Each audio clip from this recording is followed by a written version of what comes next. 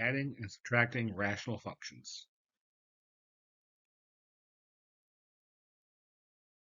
As we work with normal fractions, we have to find a common denominator. The same goes with rational functions. When we look at example 1 here, I got x over x minus 1 plus 2 minus x over x minus 1.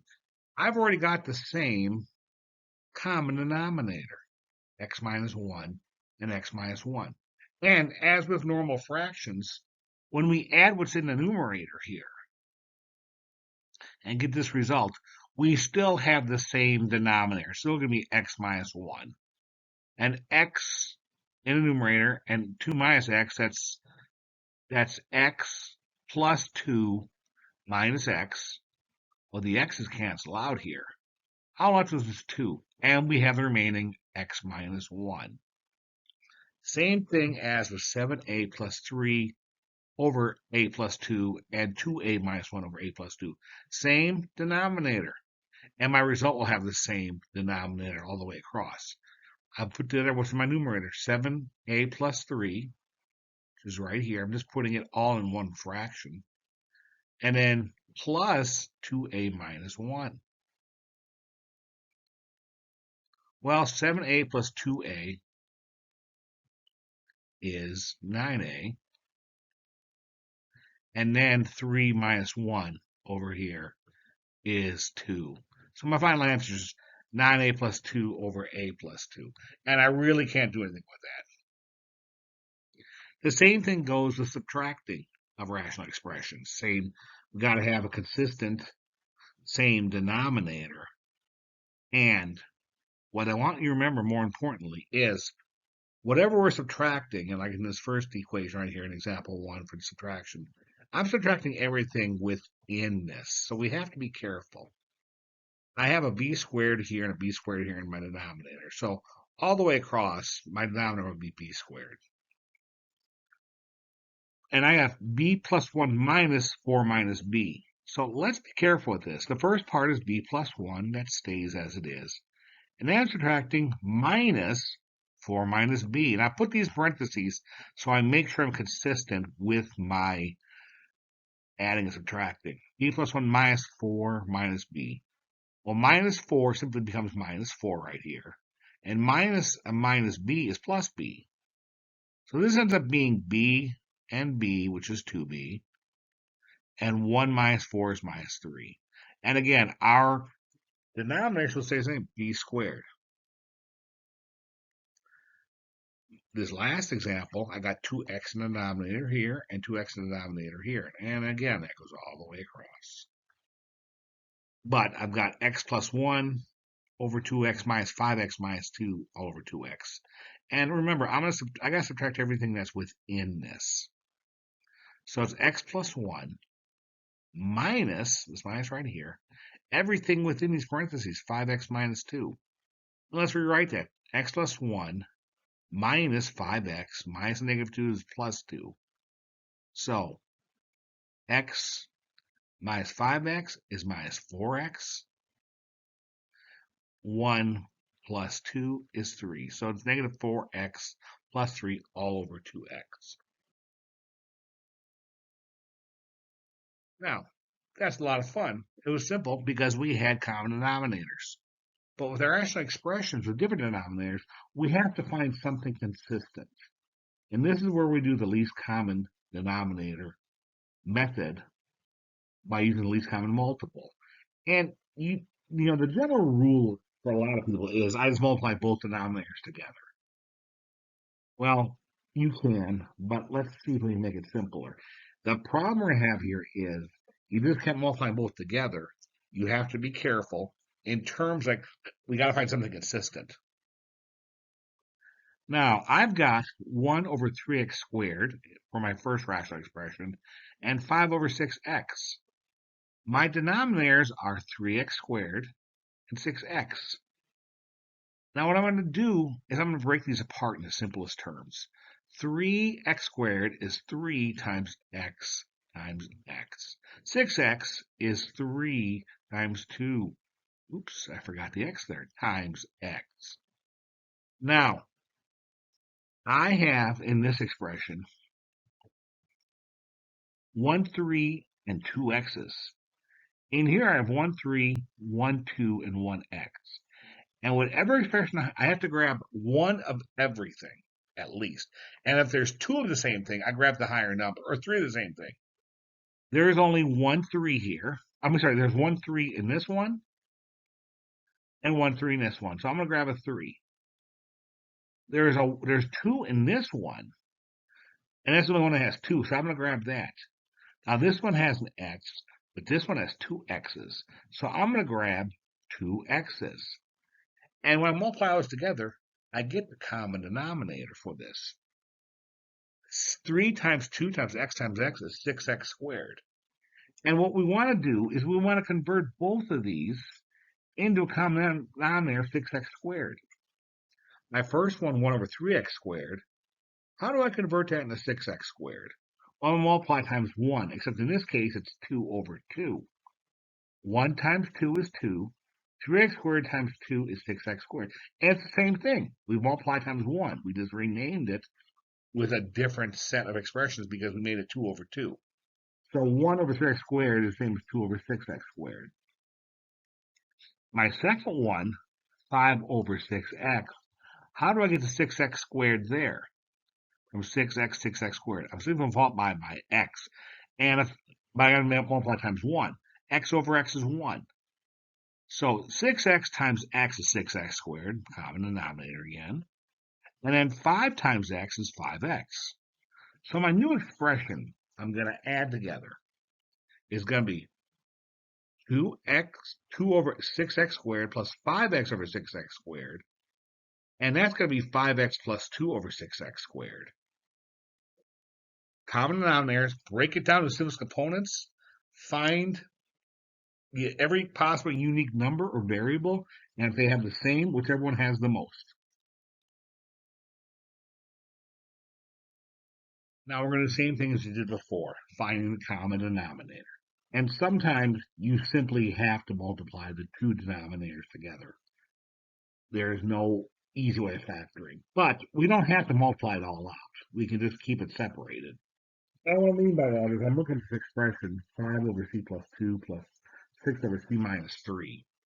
Well, the only common denominator I have is b, c plus 2 times c minus 3. And that is going to be our common denominator. So, how do I convert to have a common denominator of c plus 2? I'm going to put these parentheses just to make it easier to read. And c minus 3.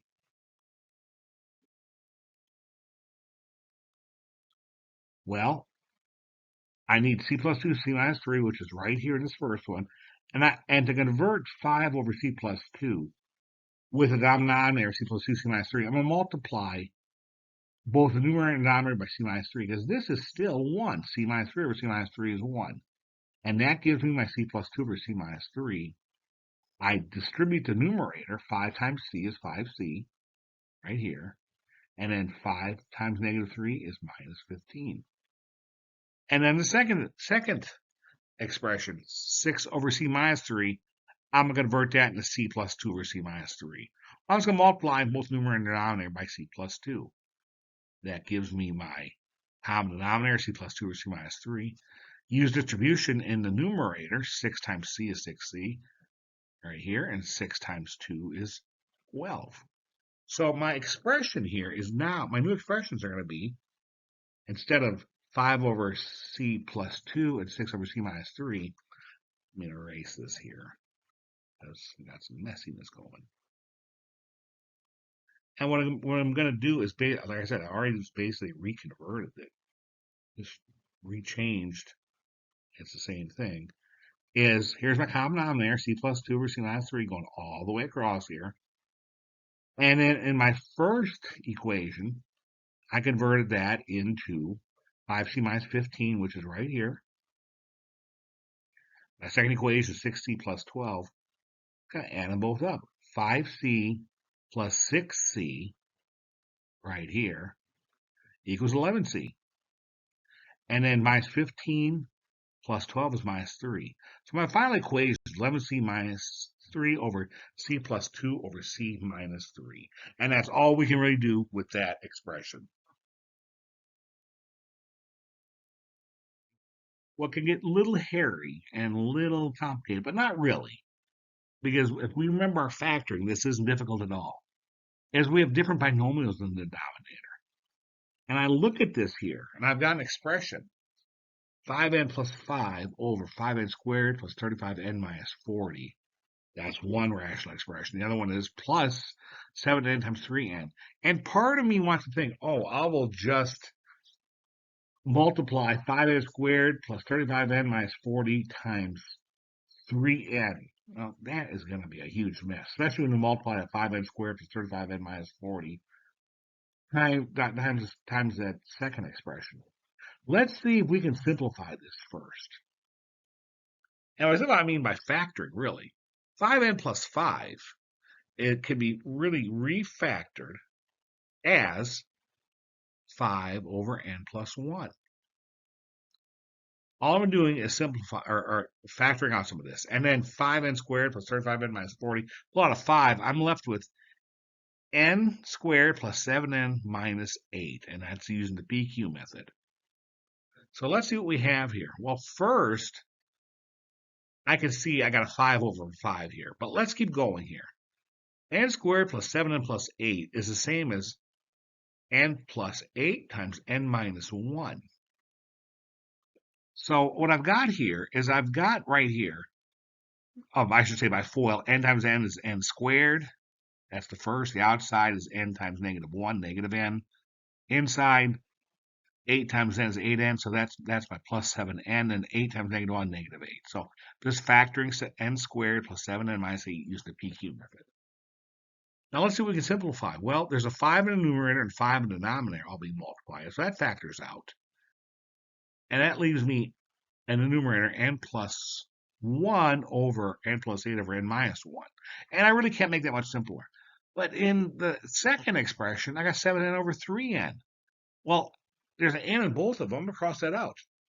So my final expression is going to be n plus 1 over n plus 8 times n minus 1 plus 7/3. Now, all I can really do at this point is multiply n times 8 times n minus 1 times 3. And as I did before, I am not going to start multiplying all together. So I'm just going to leave this like this. N plus 8 times n minus 7 times plus 3. And what do I do with that first expression? I got to multiply it by 3 in the numerator, 3 in the denominator. And that's how I get n plus 8 times n minus 7 times 3 here's my denominator. That's multiplied the first expression by 3 over 3. And this leaves me in the numerator, n times 3 is 3n, 1 times 3 is 3. So my first expression is now 3n plus 3 over n plus 8 times n minus 7 times 3. My second one, my 7/3, I got to multiply them both by n plus 8 times n minus 1 over n plus 8 n minus 1. Again, this is still 1 here. I'm just changing it. But I'm going to have to use distribution to multiply this out. And all I'm really going to do, again, is I'm going to convert this back into 7 times n. Just leave 7 by itself. N times 8 n minus 7 is 7 times n squared plus 7n minus 8. And I'm going to multiply this out. 7 times n squared is 7n squared. 7 times 7n is 49n. And 7 times negative 8 is 9 is 56. So I've now got my common denominators, n plus 8 right here, n minus 1 times 3, n plus 8, n minus 1 times 3. And I've multiplied out what my new numerators are. And that's going to be in the first one, 3n plus 3, and the second one, 7n squared plus 49n minus 56, all the way from over here. So let me erase this, because again, it's getting messy. Go kind of crazy with my pen. Sorry about that. And then when I go back, so here's my two separate expressions, as I said. Let's see what we can put together. Same denominator, n plus 8 over n minus 1 plus 3 3n plus 49n is 52n. 7n squared, there's nothing else with that. And then 3 minus 56 is minus 53. And I would not expect you to use the quadratic formula to figure out exactly what this is. We would just leave it like this because this is not an easily factorable expression here. But that is how we do it with rational expressions.